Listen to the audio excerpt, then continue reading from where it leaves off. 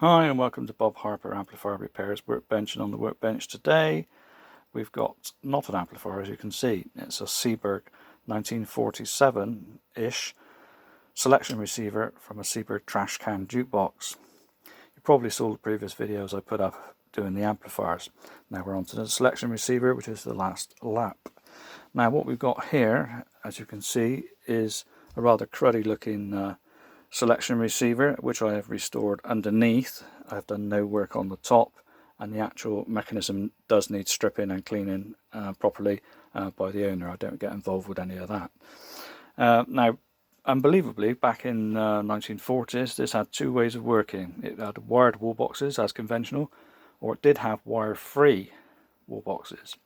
Now, how that worked, it sent a series of pulses down the mains line, which were decoded by these AF cans, which are tuned circuits. Those were decoded, the pulses then used to operate the stepper. Now obviously in the UK none of that can work anyway, because we go through step down transformers in which those pulses obviously would not get through. But what can be done, and what I have done, is made the selection receiver electronically work for normal wall box connections. So wall box can be connected to this selection receiver. I think it takes up to 6, and it should make the selections. Now what I've got here is just a little relay just to give some rough pulses to this selection receiver. Nothing like the proper pulses. I've got no way of generating those. I've not got a wall box, so all I can do is put some pulses through it, which should operate the stepper, make a selection, but I've got no control over which selection, and also this will not run up nice and smoothly as it should, because the pulses are all over the place basically. What I'll do now, I'll turn on this little circuit, and hopefully you can hear this relay making some pulses. All it basically is a capacitor and a relay and a pot to try and get the speed about right, and then that will operate in turn the stepper unit. So what we'll do, we'll turn the mains unit on, let this one warm up, let the valves warm up. We've got a rectifier here supplying an HT.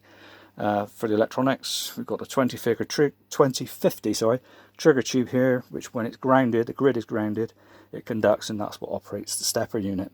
That valve there supplies all the power to the stepper unit itself, not the HT. Okay, so what I'll do now, it should have warmed up by now, valves are all lit up nicely. I will turn these pulses on, and we hopefully, fingers crossed, should see this come up rather erratically. Bear that in mind, because it's not getting its proper pulses, and also this needs servicing and cleaning, but it will electronically, it will at least work and make a selection. Now what it should do, it should come up until I turn the supply off, and where I turn the supply off, this arm will stop, it will make the selection. This will operate the play control relay, which will turn the jukebox basically on to start scanning for the selection. It also fires a pin, obviously corresponding to whatever selection was made here. These little dots correspond to the selection coils here. And then the machine itself, when the mechanism is obviously scanning, turns this shaft until it hits the pin that's been selected, and that tells the machine which record to play. When the record's played and made the selection, what it does then, it presses down this relay, which resets the pin, disconnects the supply to the play control relay, and the machine will switch off. Okay, so that's how it should work. We'll see what it actually does.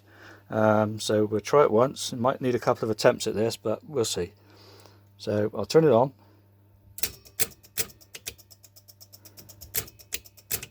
And I'll turn it off. And you heard it made the selection. What it's done now, it's brought in this relay, as I said, to turn the machine on. The machine is now scanning, which by turning this shaft, it will hit a pin, which it's just done now. That's the pin that was selected by this, so it's hit the pin. The shaft won't go any more up, and now when the record's selection's been completed, it will operate this pin reset relay, which will allow the shaft to turn on, and it's also dropped out the play control relay. Okay, so it's all working.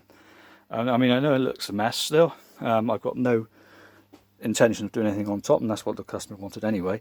All I did was source out the underneath side, and we'll have a quick look underneath now, so you can see what I've done basically. Right, looking underneath, there's not really a lot to tell you really. This lead here is the going to the grid of the 2050, which is triggering the valve, which would normally be done by the wall box signals. A few capacitors replaced, electrolytic cans that were here and here. I've put some tag strips in and put some caps underneath. Extra caps there that we needed replacing. The old waxy ones were still there. On this tag strip here, we've got some mains drop-in resistors. Also got a big 4.7 microfarad cap there to replace a big box one which was there originally. There's a timing capacitor that needs to be done, and that's about it. And in this area here you can see where the fire was is all burnt, and all the components in here were just a mess of burnt charred remains basically. So luckily most of it was to do with the wire free, which I've just disconnected and binned. A couple of the cables were damaged. I've sleeved them as you can see and replaced a few others. Replaced the ends of all these, sleeved them and remade them off. There's no waxy left there, but that's not in circuit anymore. So basically, yeah, that's looking underneath. Just to prove that I actually do this work. A few comments have been made on another YouTube channel that I don't actually do this work. I farm it out. I do not farm it out. I do all my own work, full restorations, amplifier work, etc. So thanks to Vintage Electronics for that bit of slander, but there you go. Can't control what other people think.